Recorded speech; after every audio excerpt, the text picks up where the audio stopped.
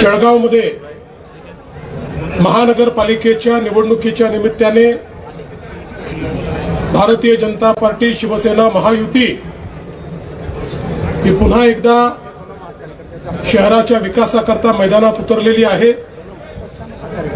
5 वर्ष आम्हाला या शहराची सत्ता हातामध्ये देण्यात आली। त्या काळामध्ये मोठ्या प्रमाणात आपण विकासाची कामं केली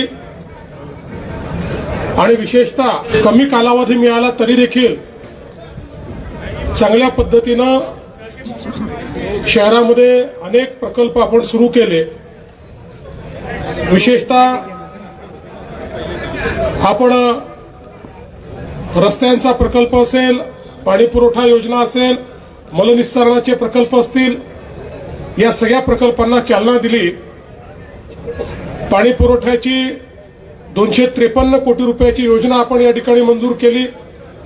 मलनिस्सारणाचा 201 कोटी रुपयाचा प्रकल्प आपण मंजूर केला।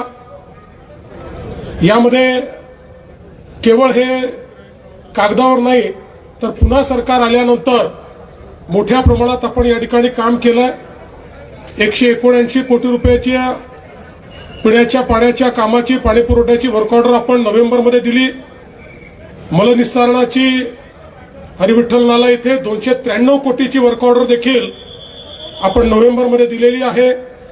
मलनिस्सारणाची पिंपराळा आणि खेडी नाला इथे 383 कोटी रुपयाची वर्क ऑर्डर आपण दिली आहे। पंपिंग स्टेशनची 172 कोटीची अशी जवळपास 884 कोटी रुपयाची कामं या ठिकाणी आपण या मलनिस्सारणाकरता जळगाव शहरामध्ये दिलेली आहेत।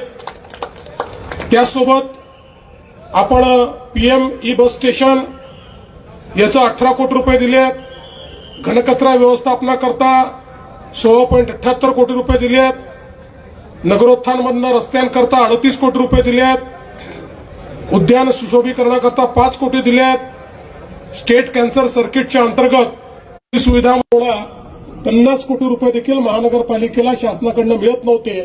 आता हजार कोटी रुपयाचे प्रकल्प हे आपण हातामध्ये घेतले आहेत। आता आमचा संकल्प आहे की या ठिकाणी जळगावकरांच्या आशीर्वादाने पुन्हा एकदा भाजप सेना महायुतीचं सरकार या ठिकाणी येणार आहे, महापौर बनणार आहे आणि पुढच्या 5 वर्षामध्ये जळगावला विकसित शहरांच्या श्रेणीत आणण्याचा आम्ही संकल्प केलेला आहे आणि त्याकरता जो काही निधी लागेल तो सगळा निधी राज्य सरकारच्या वतीनं देण्यात येईल अशा पद्धतीचं या ठिकाणी आश्वस्त करण्याकरता मी आलेलो आहे।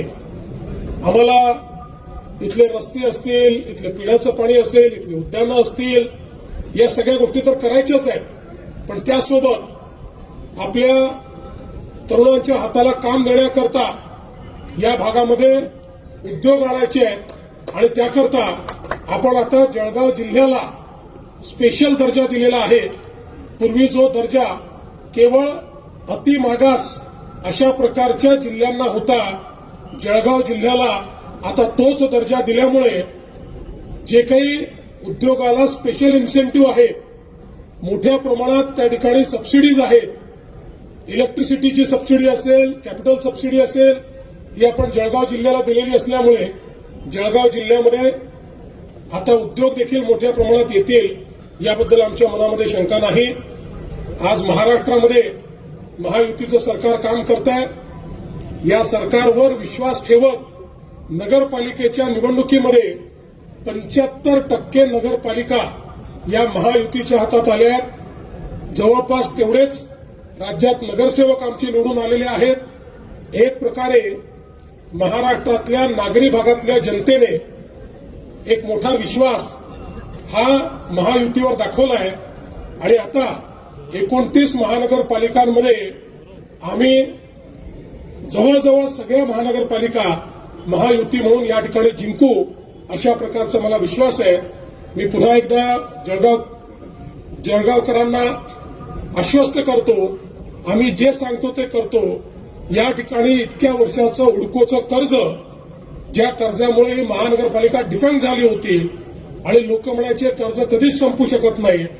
पूर्ण देशामध्ये ही पहिली घटना आहे की एखाद्या महानगरपालिकेचं सगळं कर्ज राज्य सरकारने भरलं आणि पूर्ण महानगरपालिकेला कर्जमुक्त त्या ठिकाणी करण्याचं काम हे आपल्या सरकारच्या माध्यमातून केलं आहे. पुढेही अशाच प्रकारे जळगाव शहराच्या सर्वांगीण विकासाकरता आम्ही कार्यरत आहोत हा विश्वास मी व्यक्त करतो. आणि पुन्हा एकदा जळगावकरांनी आमच्यावर विश्वास दाखवावा अशी जळगावकरांना विनंती करून या ठिकाणी सर्व पत्रकारांचे आभार मानतो. धन्यवाद.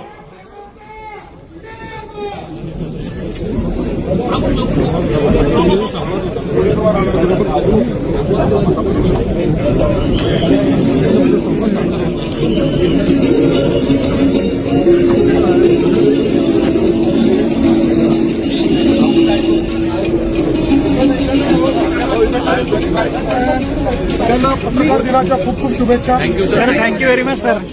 आता सर प्रश्न उत्तर अपेक्षित होते सर. व्यवस्था कशी झाली सर प्रश्न उत्तर अपेक्षित होती सर. जळगावमध्ये महायुतीत बंडखोरांचं आव्हान आहे, काय सांगू? तुम्हाला एक गोष्ट सांगतो, कोणीही बंडखोरांना त्या ठिकाणी निवडून देणार नाही.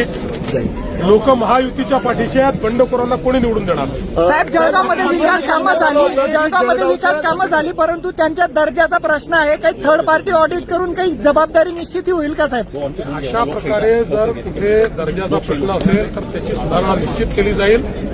पण केवळ आरोपाकरता आरोप असतील तर मात्र त्याच्याकडे लक्ष दिलं जाणार नाही. सर मागच्या वेळेस सांगण्यात आलं होतं की जळगाव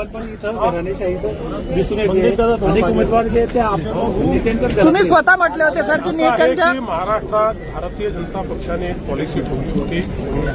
त्या अंतर्गत आम्ही हा निर्णय केला आणि जवळजवळ सगळीकडे आम्ही अशा पद्धतीनं कुठलेही नवीन उमेदवार दिले नाही.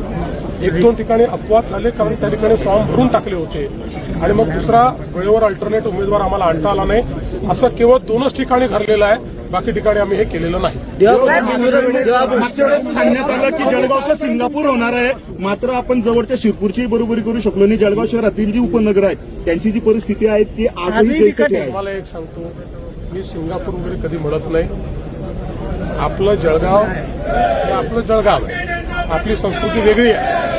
जे काही घडलं जळगावमध्ये ते आमच्या काळातच घडलंय आणि पुढच्या 5 वर्षामध्ये विकसित जळगाव आपल्याला करायचं आहे. साहेब घराणेशाही संदर्भात काय सांगाल? की तुम्हाला जर वीर सावरकरांचे विचार पटत नसतील तर तुम्ही लांब राहा किंवा तुमच्याशिवाय पण विचार पण करा. मला असं वाटतं की वीर सावरकरांचे विचार हे अजितदादांनी त्याचा विरोध करण्याचं कारण नाही. त्यांनी कधी केलंही नाही. म्हणजे मला माहिती नाही त्यांनी केलं असेल तर आजपर्यंत तरी मी बघितलं नाही. पण हे आमची भूमिका ही पक्की आहे की वीर सावरकरांचा विरोध हा मला मान्य नाही. साहेब घराणेशाहीविषयी काय सांगाल? घराणेशाही बऱ्यापैकी उद्धव ठाकरेंना पक्ष सरेंडर केल्याचं धुरी म्हणतायत भाजपामध्ये गेल्यानंतर. असं आहे, आता ते त्या पक्षामध्ये होते त्यामुळे त्यांना त्या पक्षातलं जास्त माहिती आहे. ते शेवटी काही ना काही नाराजी असेल म्हणूनच आमच्याकडे आले की नाही. त्यामुळे ती जी त्यांची भावना आहे ती अनेक लोकांची भावना आहे. मला एक सांगतो, त्यांच्या युतीमध्ये सर्वात जास्त नुकसान हे राज ठाकरेंचं होतं. साहेब असं आहे की रवींद्र चव्हाणांनी त्या विधानावर स्पष्टीकरणही दिलेलं आहे, दिलगिरी व्यक्त केलेली आहे. त्यांनी हे स्पष्टपणे सांगितलं आहे की मी फक्त रेकॉर्डबद्दल बोलत होतो की नवीन रेकॉर्ड तयार करा. बाकी विलासरावांच्या बद्दल या महाराष्ट्रात पक्षविरहित सर्वांना आदर आहे. त्यामुळे विलासरावांच्या स्मृती कोणी पुसणार नाही, कोणी पुसू शकत नाही. आम्हाला सगळ्यांना आदर आहे. आम्ही जरी काँग्रेसच्या विरुद्ध लढत असलो तरी देखील विलासरावांच्या संदर्भात आमचं सगळ्यांचं असं मत आहे की महाराष्ट्रातले जे प्रमुख नेते आहेत ज्यांनी महाराष्ट्रामध्ये उत्तम काम केलं त्यापैकी एक विलासराव आहे. आणि हे स्पष्टीकरण रवींद्र चव्हाण साहेबांनी दिलेलं आहे. आणि याच्या पुढे जाऊन कोणीही निवडणुकीच्या काळात दिलगिरी व्यक्त करत नाही, पण त्यांनी दिलगिरी व्यक्त केली आहे कारण त्यांच्या वक्तव्याचा चुकीचा अर्थ निघालेला. विकास होईल का?